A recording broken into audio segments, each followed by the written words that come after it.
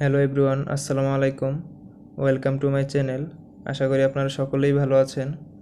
এখানে দেখতে পাচ্ছেন আমার বারান্দা। এখানে কিছু কবুতর এবং কোয়েল পাখি আছে। আজকে আমি দেখাবো বিল্ডিং বাড়িতে কীভাবে কোয়েল পাখি লালন পালন করতে হয়। ছোটোবেলা থেকেই আমার পশু পাখি পালনের প্রতি শখ ছিল। আমার গত 7-8 বছরের অভিজ্ঞতার আলোকে কিছু বিষয় আপনাদের সঙ্গে তুলে ধরার চেষ্টা করেছি। আশা করি পুরো ভিডিওটি দেখলে আপনি উপকৃত হবেন ইনশাআল্লাহ। তাহলে চলুন শুরু করা যাক। কোয়েল পাখি পালনে প্রথম বিবেচ্য বিষয়টি হচ্ছে খাঁচা সেটআপ। খাঁচা এমন জায়গায় সেট করতে হবে যেখানে পর্যাপ্ত আলো বাতাস রয়েছে। এরপর লক্ষ্য রাখতে হবে খাঁচা যেখানে সেট করবেন সেখানে বিড়াল ঢুকতে পারবে কিনা। বিড়াল কোয়েল পাখির জন্য খুবই বিপজ্জনক। এরা সুযোগ পেলেই কোয়েল পাখি ছিঁড়ে নিয়ে চলে যাবে। এরপর খাঁচার 3 দিকে কার্টুন, চট বা ত্রিপল দিয়ে ঢেকে রাখতে হবে এবং সামনের দিক খোলা রাখতে হবে। রাতে সামনের দিকও ঢেকে দিতে হবে যেন ঠান্ডা বাতাস প্রবেশ করতে না পারে। কোয়েলের জন্য ঠান্ডা খুবই ক্ষতিকর। কোয়েল পালনে পরবর্তী বিবেচ্য বিষয়টি হচ্ছে কোয়েলের খাবার। তাদেরকে পর্যাপ্ত পরিমাণে সুষম খাদ্য না দিলে তারা সঠিক সময়ে ডিমে আসবে না। একদিনের বাচ্চা থেকে শুরু করে ডিমে আসার আগ পর্যন্ত তাদের দিতে হবে সোনালি স্ট্যাটার। অনেকেই ভাবেন তাদেরকে লেয়ার 1 আগে দিলে আগে ডিম পারবে।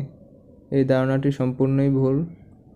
ডিমে আসার আগ পর্যন্ত দিতে হবে সোনালি স্ট্যাটার এবং ডিমে আসলে আস্তে আস্তে লেয়ার 1-এ শিফট করতে হবে। কোয়েলকে ব্রয়লার স্ট্যাটার না দেওয়াই ভালো। এতে করে তাদের পাকস্থলীতে চর্বি জমে যাওয়ার সম্ভাবনা থাকে, যার ফলে কোয়েল ডিম দেয় না। কোয়েলকে চাল ভাত খাওয়া থেকে বিরত রাখতে হবে, কারণ এ সকল খাদ্যও কোয়েলের শরীরে চর্বি সৃষ্টি করে।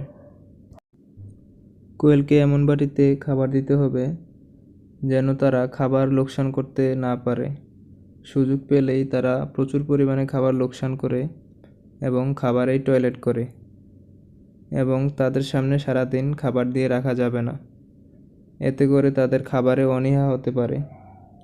প্রতিদিন 3 বেলা করে খাবার দিতে হবে এবং তাদের খাবার খাওয়া শেষ হলে খাবার সরিয়ে ফেলতে হবে। দেখতেই পাচ্ছেন খাবার দেওয়ার সাথে সাথেই তারা খাবার খাওয়ার জন্য ঝাঁপিয়ে পড়েছে। পরবর্তী বিবেচ্য বিষয়টি হচ্ছে পানি। তাদেরকে প্রতিদিন পরিষ্কার পানি দিতে হবে এবং প্রতিদিন পানি চেঞ্জ করে নতুন পানি দিতে হবে। গরমকালে নর্মাল পানি দিতে হবে এবং মাঝে মধ্যে স্যালাইন বা গ্লুকোজের পানি দিতে হবে। খেয়াল রাখতে হবে স্যালাইন বা গ্লুকোজের অনুপাত যেন বেশি না হয়। শীতকালে কুসুম গরম পানি খেতে দিতে হবে। পরবর্তী বিবেচ্য বিষয়টি হচ্ছে গোসল। কোয়েল পাখিকে প্রতিদিন গোসলের ব্যবস্থা করে দিতে হবে। মনে রাখতে হবে কবুতর এবং অন্যান্য পাখি পানিতে গোসল করে, কিন্তু কোয়েল পাখি গোসল করে বালিতে। কোয়েল পাখিকে পানিতে গোসল করানো যাবে না, কারণ এতে কোয়েলের ঠান্ডা লেগে যাবে এবং ঠান্ডা কোয়েলের জন্য খুবই ক্ষতিকর।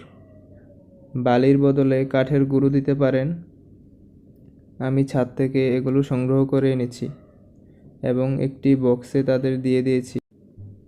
গোসল করলে কোয়েলের শরীর ও মন চাঙ্গা হয়। দেখতেই পাচ্ছেন কি সুন্দরভাবে এরা গোসলের প্রস্তুতি নিচ্ছে এবং গোসল করছে।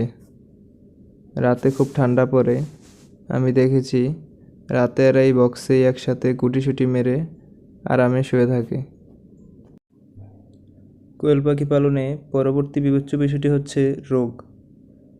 কোয়েল পাখি পালকদের সবচেয়ে বড় সমস্যা হচ্ছে এদের অতিরিক্ত রোগবালাই।